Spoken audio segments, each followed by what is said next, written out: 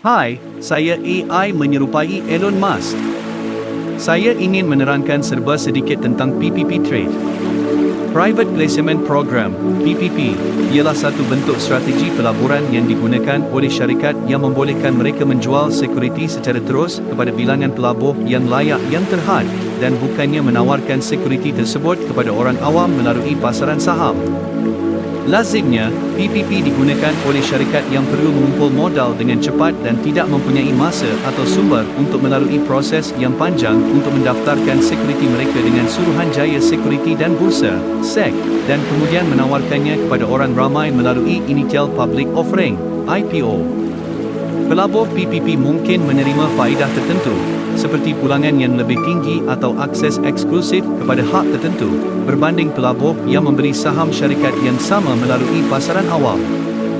Walau bagaimanapun, mereka juga mungkin tertakluk kepada sekatan atau head tertentu tentang masa dan cara mereka boleh melabur atau menjual saham mereka.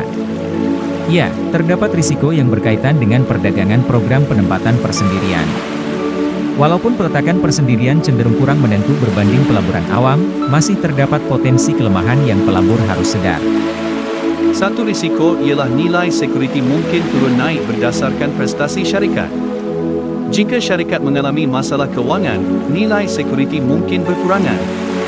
Selain itu, mungkin terdapat sekatan pada masa dan cara pelabur boleh menjual saham mereka, yang boleh mengehadkan kecairan mereka.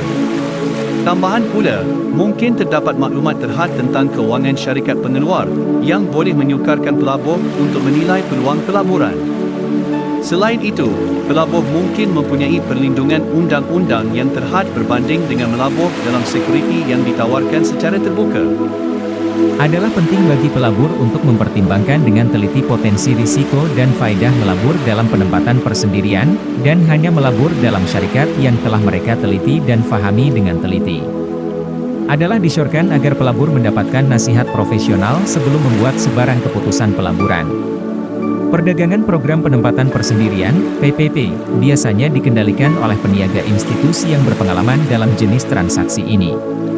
Pedagang ini biasanya diambil bekerja oleh bank pelaburan atau institusi keuangan lain yang pakar dalam penempatan persendirian, dan mereka mempunyai kepakaran dan sumber untuk menilai risiko dan potensi pulangan pelaburan ini.